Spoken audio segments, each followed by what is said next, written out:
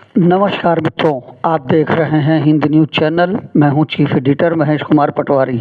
आज की रिपोर्ट में हम बताएंगे आपको देश भर में भगवान शिव के 12 ज्योतिर्लिंग हैं और इन्हीं में से एक है ओंकारेश्वर ज्योतिर्लिंग, जो मध्य प्रदेश के खंडवा जिले में नर्मदा नदी के बीच मांधाता नामक टापू पर स्थित है और अत्यंत पवित्र हिंदू तीर्थ स्थल है। यह भगवान शिव के 12 प्रमुख ज्योतिर्लिंगों में से चौथा ज्योतिर्लिंग है। यह टापू प्राकृतिक रूप से ओम के आकार में बसा हुआ है। ऐसी मान्यता है कि राजा बांधाता ने यहाँ भगवान शिव की कठोर तपस्या की थी, जिससे प्रसन्न होकर शिव जी यहाँ ज्योतिर्लिंग के रूप में विराजमान हुए। यहाँ नर्मदा और कावेरी नदी का संगम होता है। यदि आप मध्य प्रदेश के खंडवा जिले में स्थित ओंकारेश्वर आते हैं तो आज की रिपोर्ट में हम आपको बताएंगे कि ओंकारेश्वर आने पर आप कहाँ रुकें और कहाँ भोजन करें। रुकना और भोजन करना तीर्थ स्थलों की सबसे बड़ी समस्या है, जहाँ लूटपाट ज़्यादा है, लेकिन यहाँ ऐसा नहीं है। हम यहाँ आए हैं और ओंकारेश्वर ज्योतिर्लिंग से ही यह रिपोर्ट कर रहे हैं। यहाँ पर हम जहाँ रुके हैं वह गजानन महाराज संस्थान शेगांव महाराष्ट्र का निर्मित भक्त निवास है, जो कि अभी हमने आपको दिखाया था। पूर्ण श्लोक अहिल्या देवी सेवा केंद्र श्री गजानन महाराज संस्थान शेगांव महाराष्ट्र द्वारा निर्मित भक्त निवास ओंकारेश्वर में लाजवाब, बेहतरीन, उपयुक्त और व्यवस्थित स्थान है, जहां 100 से ज़्यादा कमरे और कई बड़े हॉल के अलावा तमाम वातानुकूलित एसी रूम हैं। यह ओंकारेश्वर ज्योतिर्लिंग मध्य प्रदेश में पवित्र नर्मदा तट पर स्थित आध्यात्मिक स्थान है। यह शेगांव के प्रसिद्ध संस्थान की अधिकृत शाखा है, जो 4 एकड़ परिसर में संगमरमर का भव्य मंदिर है। भक्तों के ठहरने की उत्तम व्यवस्था। इसका मुख्य प्रवेश द्वार हम आपको दिखा रहे हैं। मुख्य प्रवेश द्वार के चारों ओर विहंगम दृश्य, सामने होटल और खाने पीने के होटल बने हुए हैं, जो कि आप देख सकते हैं। यहीं पर आकर जो उज्जैन आदि से वाहन आते हैं यहीं रुकते हैं। और ठीक सामने यह शेगांव के गजानन महाराज का संस्थान है, जिसका बोर्ड बाहर लगा हुआ है। इनके 42 से ज़्यादा सेवा कार्य देश भर में जारी रहते हैं। यह 1999 में स्थापित श्री गजानन महाराज की यहाँ पर संगमरमर की मूर्ति है, जिसे देखने के लिए दूर दूर से भक्त आते हैं। इसका विशाल प्रवेश द्वार धौलपुरी पत्थरों से बना हुआ है। पूरे संस्थान परिसर में 4 भक्त निवास हैं, जिनमें लगभग 104 कमरे और डॉर्मेट्री में 200 अतिरिक्त बेड की व्यवस्था है। हम यहाँ भक्त निवास क्रम संख्या 2 में रुके थे।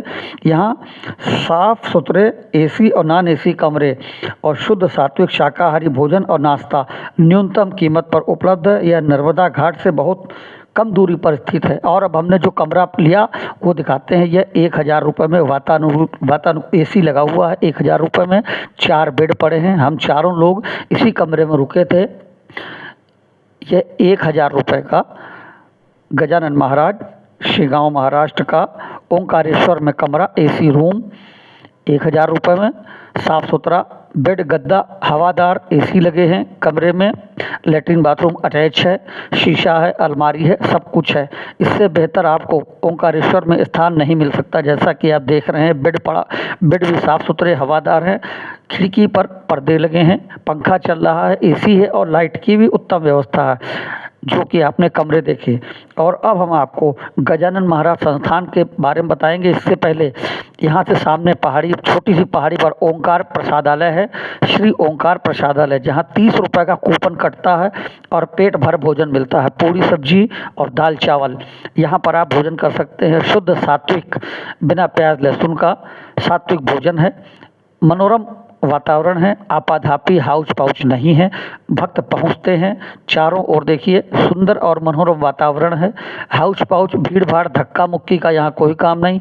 प्रसादालय के बाहर ही जूते चप्पल खोलने की व्यवस्था है। प्रसादालय के अंदर जूते चप्पल ले जाने की मनाही है। बरामदे से बाहर ही जूते चप्पल यहाँ खोले जाते हैं। श्री ओंकारेश्वर ज्योतिर्लिंग का बोर्ड लगा है, पार्क बना हुआ है, त्रिशूल गड़ा है भगवान भोलेनाथ का। यहाँ पर ओंकारेश्वर ज्योतिर्लिंग, ओम श्री प्रसादालय भोजनालय का दृश्य हम आपको दिखा रहे हैं, जहाँ ये देखिए 30 रुपये का कूपन, पेट भर भोजन कूपन मिलता है 30 रुपये में। ओंकारेश्वर मंदिर के ट्रस्ट का श्री अन्नपूर्णा कक्ष, जिसमें प्रतिदिन हजारों लोग भोजन ग्रहण करते हैं। थाली लगी हुई है, थाली अपने आप उठाइए, भोजन लीजिए और टेबल पर बैठ कर भोजन करिए। बस शर्त यह है कि यहाँ पर आपको जूठा नहीं छोड़ना है। बार बार आगाह किया जाता है। देखिए, ओंकारेश्वर में भोजन हमने भी यहीं किया। 30 रुपये में भोजन करते हुए भक्त बार बार डिस्प्ले चलता है, अनाउंस होता है कि भोजन जूठा न छोड़ें। और भोजन का समय सुबह 10 बजे से 3 बजे तक है, शाम को 5 बजे से रात्रि 9 बजे तक है। काफ़ी समय दिया जाता है। 30 रुपये में भोजन श्री नर्मदे हर की यह डिस्प्ले लगा हुआ है भोजनालय में, अन्नपूर्णा कक्ष में। आप देख सकते हैं तमाम भक्त यहाँ लगातार आ रहे हैं, जा रहे हैं। शुद्ध सात्विक भोजनालय है। पीने के जल की अलग व्यवस्था है। अपने आप सेल्फ सर्विस है। थाली लेके अपने आप भोजन लेना है। सर्विसिंग की सुविधा बाद में है। जब आप भोजन लेके बैठ जाते हैं तब आपको दाल सब्जी चावल देने के लिए प्रसादालय की ट्राली निकलती है। और अब हम पहुँचे गजानन महाराज संस्थान में। यह गजानन महाराज का संगमरमर से निर्मित मंदिर है, जो कि बहुत मशहूर है। शिखर पर देखिए, शिखर और खूबसूरत मंदिर। इस परिसर में तमाम कमरे हैं। हमने यहाँ 2 दिन बिताए। सस्ता और अच्छा और सर्वोत्तम, लेकिन शर्त यह है कि यहाँ पर दोपहर 3 बजे कमरे अलाट किए जाते हैं। उसके लिए भक्त लोग 2 बजे ही यहाँ लाइन लगा लेते हैं। यदि आप यहाँ रुकना चाहते हैं, कम कीमत में अच्छी सुविधा पाना चाहते हैं, तो यहाँ 2 बजे अवश्य पहुँच जाए। दोपहर में पीपल के पेड़ के नीचे विराजमान शिवलिंग और भोलेनाथ, खूबसूरत पार्क, मनोरम वातावरण, कोई चिल्पो नहीं, कोई भीड़ भाड़ नहीं, कोई हल्ला गुल्ला नहीं, कोई धक्का मुक्की नहीं। बहुत ही खूबसूरत और शांत वातावरण। ऐसा लगता है कि किसी मंदिर के परिसर में हम यहाँ रुके हुए हैं। वैसे तो यह मंदिर ही है गजानन महाराज का। और इसी ओंकारेश्वर भगवान के दर्शन, भगवान ओंकारेश्वर का श्रृंगार मध्य प्रदेश के खंडवा जिले में। और यह प्रसादालय है, श्री गजानन महाराज संस्थान का प्रसादालय। यहाँ भी बहुत कम कीमत पर पेट भर भोजन की व्यवस्था है। जो भक्त यहाँ रुकते हैं यहीं भोजन करते हैं, क्योंकि बाहर के होटलों में अच्छा भोजन आपको नहीं मिलेगा। हमने यह ट्राई किया था, इसलिए तमाम भक्त गजानन महाराज संस्थान शेगांव की शाखा के ही भोजनालय में प्रसाद ग्रहण करते हैं। यहाँ भी काफ़ी कम कीमत पर भोजनालय में पेट भर भोजन। रात की रोशनी में चमकता हुआ गजानन महाराज का मंदिर और गजानन महाराज संस्थान का परिसर। रात 10 बजे का वक्त है। हम परिसर में घूम रहे हैं। हिंद न्यूज़ के चीफ एडिटर महेश कुमार पटवारी, गजानन महाराज संस्थान शेगांव महाराष्ट्र के। यहाँ पर पुण्य श्लोक अहिल्या देवी सेवा केंद्र भी बना हुआ है और माता अहिल्या का मंदिर भी बना हुआ है, जो कि अभी हम आपको दिखाएंगे। बताते चलें, माता अहिल्या देवी वही महिला हैं जिनके प्रताप से देश में तमाम मंदिर चल रहे हैं, तमाम मंदिर जीवित हैं और तमाम मंदिरों का जीर्णोद्धार हुआ है। रात्रिकालीन दृश्य है। गजानन महाराज संस्थान परिसर में हम देख रहे हैं भगवान श्री कृष्ण की रथ पर सवार मूर्ति परिसर में आकर्षण का बहुत बड़ा केंद्र है। जो भी आता है इस मूर्ति के साथ फोटो अवश्य खिंचवाना चाहता है। और अब हम पूरे परिसर का छत से आकलन आपको दिखा रहे हैं। बहुत भव्य 4 से 5 एकड़ में बना हुआ परिसर। छत पर सोलर प्लेटें भी लगी हुई हैं, जो कि आप देख सकते हैं। खूबसूरत पेड़ पौधे, यहाँ पेड़ पौधों को तोड़ने, फूल तोड़ने आदि की मनाही है। साफ सुथरे तमाम कर्मचारी लगे हुए हैं। महाराष्ट्रियन वेशभूषा, सफ़ेद टोपी और सफ़ेद कपड़ों में सेवादार लगातार परिसर में घूमते रहते हैं। श्री गजानन महाराज संस्थान शेगांव शाखा श्री क्षेत्र ओंकारेश्वर। और यह माँ अहिल्या देवी की मूर्ति यहाँ पर बैठी हुई मुद्रा में विराजमान है। माँ अहिल्या देवी, जो कि शायद आपको उत्तर भारत में बहुत कम देखने को मिलेगी, लेकिन श्री ओंकारेश्वर में चूँकि यह परिसर उन्हीं की प्रेरणा से बना है, इसलिए यहाँ पे उनकी मूर्ति होना स्वाभाविक है। पूरा परिसर साफ़ सुथरा है।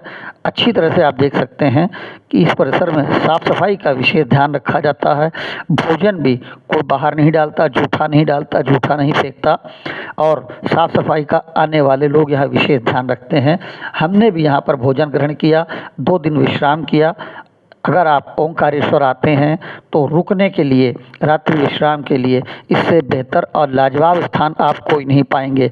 बाहर की जगह आपको भोजन भी अच्छा नहीं मिलेगा, जबकि यहाँ पीपल का पेड़ है, वट वृक्ष है और पीपल पेड़ के नीचे भगवान भोलेनाथ और शिवलिंग विराजमान है।